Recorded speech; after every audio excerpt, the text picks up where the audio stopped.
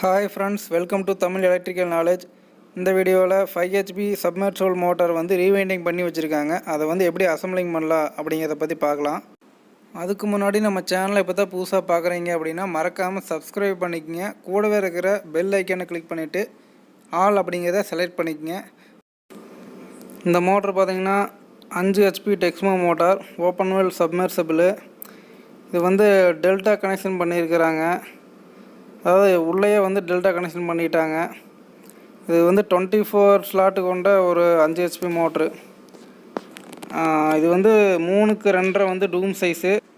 தண்ணி எடுக்கிற இம்ப்ளரு வந்து செக்ஷன் பார்த்திங்கன்னா 3 இன்ச்சு. தண்ணி வந்து அவுட்புட் வந்து 2.5 இன்ச்சு தண்ணி அவுட்புட் கொடுக்கு. அதோட வைண்டிங் பார்த்திங்கன்னா டெல்டா கனெக்ஷனில் இருக்குது. பக்கத்தில் வந்து வைண்டிங் வந்து எடுத்திருந்தாங்கன்னா வந்து டெல்டா கனெக்ஷனு. ஸ்டார் கனெக்ஷன் பார்த்திங்கன்னா ஒன்று விட்டு ஒன்று எடுப்பாங்க. அதாவது ஆப்போசிட்டில் வந்து சீட்டிங்காக இருந்ததுன்னா கரெக்டு. மோட்டரோட டெர்மினல் பார்த்திங்கன்னா கேபிளில் ஜாயின் பண்ணியாச்சு. அடுத்து இப்போ பார்த்திங்கன்னா இன்சுலேஷன் பண்ணிக்கலாம். வந்து ஃபஸ்ட்டு நீங்கள் பார்த்திங்கன்னா இன்சுலேஷன் டேப்பு பண்ணிவிட்டு அதுக்கப்புறம் திருப்பி வாட்டர் ப்ரூஃப் டேப்பு பண்ணிவிட்டு திருப்பி இன்சுலேஷன் டேப் அடிச்சுட்டு திருப்பி ஒரு வாட்டர் ப்ரூஃப் டேப் அடிச்சுட்டு மறுபடியும் இன்சுலேஷன் டேப் வந்து அடிக்கணும். வந்து ஜாயிண்டிங் வந்து ப்ராப்பராக ஜாயின் பண்ணணும். அதை நான் உங்களுக்கு தனி வீடியோ ஒன்று நான் போடுறேன் உங்களுக்கு ஃபுல்லாக வைண்டிங் பண்ணுறது எப்படி அப்படிங்கிறது. இப்போ பார்த்தீங்கன்னா ஃபுல்லாக இன்சுலேஷன் அடித்தாச்சு. இப்போ வந்து நீட்டாக வந்து நம்ம கட்டிக்கலாம். கட்டுறதுக்கு வந்து நீங்கள் இந்த பிவிசி ஸ்லீவ் யூஸ் பண்ணிக்கலாம். அப்படி இல்லைன்னா கேபிள் டை யூஸ் பண்ணிக்கலாம். பிவிசி ஸ்லீவ் யூஸ் பண்ணிங்கன்னா கொஞ்சம் இந்த வைண்டிங் வந்து காயமாகாமல் இருக்குது. கேபிளில் யூஸ் பண்ணிங்கன்னா ஒரு சில டைமில் வந்து டேக் டைட் பண்ணும்போது வந்து உங்களுக்கு காயமாகும் வைண்டிங். அதனால் வந்து இந்த மாதிரி ஸ்லீவ் யூஸ் பண்ணிட்டா கொஞ்சம் பெஸ்ட்டாக இருக்கும். நீட்டாக கட்டியாச்சு. அசம்பிள் பார்க்கலாம். இது இந்த கிரீஸ் வந்து எதுக்கு வைக்கிறது பார்த்தீங்கன்னா இந்த மோட்டர் வந்து நெக்ஸ்ட் டைம் பிரிக்கும்போது உங்களுக்கு வந்து ஈஸியாக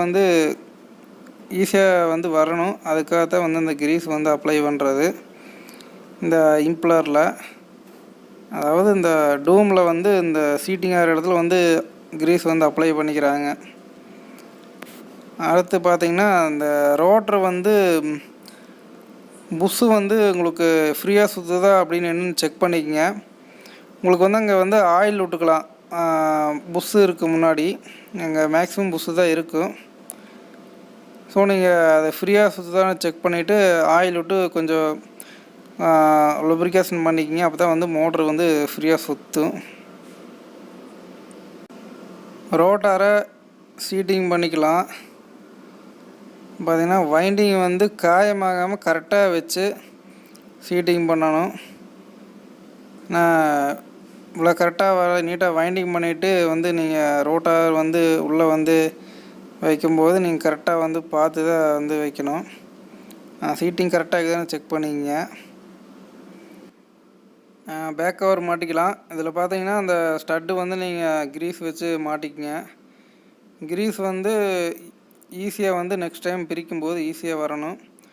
ப்ளஸ் ஆச்சு லைட்டாக மண்ணுன்னு அந்த மாதிரி துருப்பு அதெல்லாம் இருந்துச்சுன்னா ஈஸியாக வந்து த்ரெட்டு ஈஸியாக போகிறக்காக நம்ம கிரீஸ் வச்சுக்கலாம். 4 ஸ்டட்டு மாட்டிட்டு நீங்கள் வந்து அந்த ஸ்டட் ரிஞ்ச் வச்சு நீங்கள் வந்து அதை டைட் பண்ணிக்கலாம்.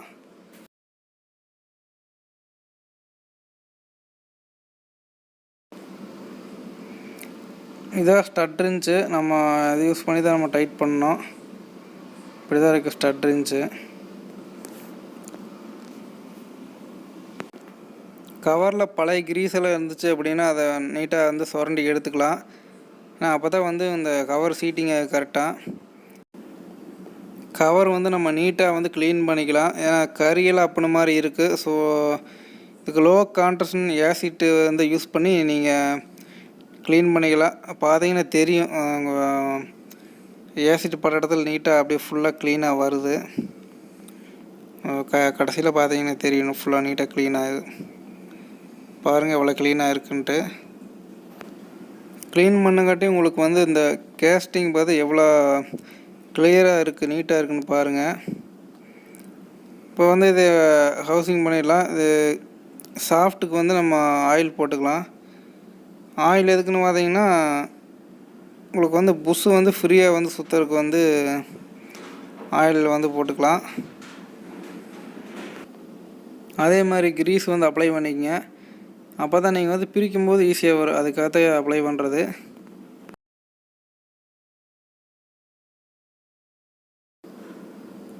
காட்டர் பண்ணி வச்சுக்கலாம். காட்டர் பண்ணி வச்சு நம்ம பேரிங் வந்து போட்டுக்கலாம். கிரீஸ் அப்ளை பண்ணிக்கங்க. பேரிங் வந்து போட்டுக்கலாம். இந்த ட்ரஸ்டர் பேரிங்னு சொல்லுவாங்க.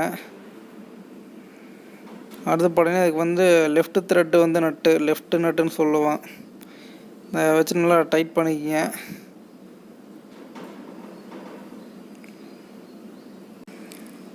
கிரீஸ் அப்ளை பண்ணிக்கலாம். இது வந்து திருப்பி நம்ம கழட்டுறப்போ வந்து உள்ளே வந்து மண் இது ஏறாமல் இருக்கிறதுக்கு, மண்ணை அப்பிக்காமல் இருக்கிறதுக்கு நம்ம கிரீஸ் வச்சுக்கலாம். கிரீஸ் வச்சுட்டு நம்ம அதை டெம்பரரியாக வந்து நம்ம லாக் பண்ணியிருந்தோம். அந்த நட்டை கழட்டிட்டு நம்ம அந்த பேக் கவரை போட்டுடலாம். எண்டு கப்புன்னு சொல்லுவாங்க. இந்த எண்டு கப்பை வச்சு க்ளோஸ் பண்ணிக்கலாம். இந்த கிரீஸை வந்து அப்ளை பண்ணிக்கங்க. கிரீஸ் அப்ளை பண்ணுறது ரொம்ப இம்பார்ட்டண்ட்டு. எண்டு கப்பை வந்து ஃபிக்ஸ் பண்ணிவிட்டு அடுத்து வந்து கேபிள் புஷ்ஷு போட்டு திருப்பி கேபிள் லைனரை போட்டு நீங்கள் போல்ட்டு வந்து டைட் பண்ணிக்கிறீங்க. அதே மாதிரி கிரீஸ் வச்சிங்கன்னா கொஞ்சம் ஃப்ரீயாக வந்து இந்த மண் ஏதாச்சும் இந்த துருப்பெல்லாம் இருந்ததுன்னா நீட்டாக உங்களுக்கு ஈஸியாக வந்து த்ரெட்டு சேரும். அதுக்கு வந்து நீங்கள் கிரீஸ் வந்து அப்ளை பண்ணிக்கங்க. இன்னொரு ஹோல்ஸ் வந்து நீங்கள் டம்மி பண்ணிக்கிறீங்க. ஏன்னா நம்ம வந்து உள்ளேயே வந்து டெல்டா கனெக்ஷனில் வந்து எடுத்துட்டோம், 3 ஒயர் மட்டும் கொண்டு வந்துட்டோம். அதனால் இன்னொரு ஹோல்ஸ் வந்து டம்மி பண்ணி லாக் பண்ணிடுறீங்க. இந்த வீடியோ உங்களுக்கு பிடிச்சிருந்தா மறக்காமல் சப்ஸ்கிரைப் பண்ணுங்கள், லைக் பண்ணுங்கள், கமெண்ட் பண்ணுங்கள், ஷேர் பண்ணுங்கள். Thank you friends.